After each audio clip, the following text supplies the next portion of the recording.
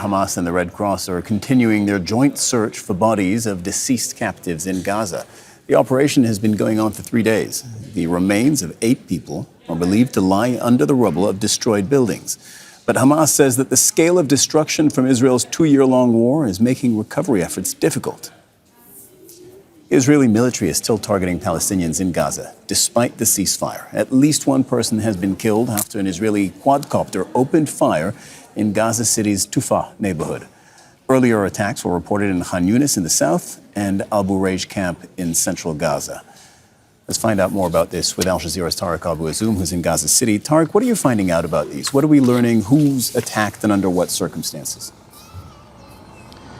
Well, I can literally tell you that there is no respite in terms of the scale and the intensity of Israel's attacks on residential homes and farmlands that are located beyond the yellow line. In just 5 minutes ago, we have heard a huge explosion just took place in the eastern part of Gaza City. The sound of the explosion echoed across the entire Gaza City, and it's a grim reminder of how the landscape of Gaza has quite changed due to the destruction of high-rise towers, so attacks could be easily heard from any geographical location across this already battered city. We have got also medical reports from Al-Ahli Arab Hospital confirming the killing of one Palestinian, and another one was injured in a Tuffah neighbourhood, which is very adjacent to a Shuja'iyya area where the current recovery operations are taking place for Palestinians.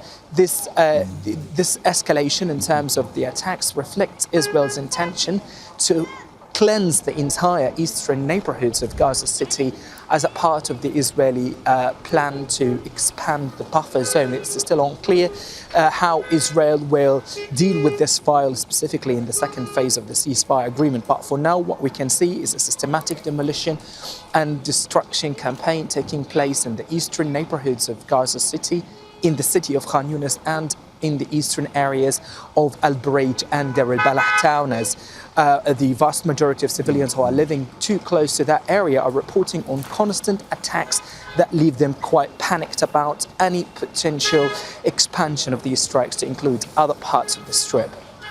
And Tareq, what are you learning about the ongoing search for bodies of captives? There are 8 bodies that are still believed to be buried somewhere in the Gaza Strip, probably, maybe, under rubble. And this is a key part of completing phase 1 of the ceasefire deal.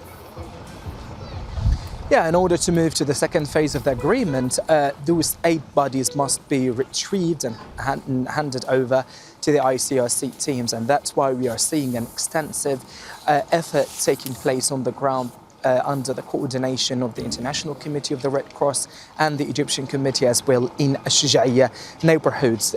We can say that a number of bodies are located under the remnants of destroyed areas in that portion of the Strip where, from the early hours of this morning, members of Qassam Brigades started this search operation. But let's be clear about this point. Now, these operations that are taking place to retrieve the bodies of the Israeli captives has caused some significant sense of frustration among Palestinians regarding the stark imbalance while international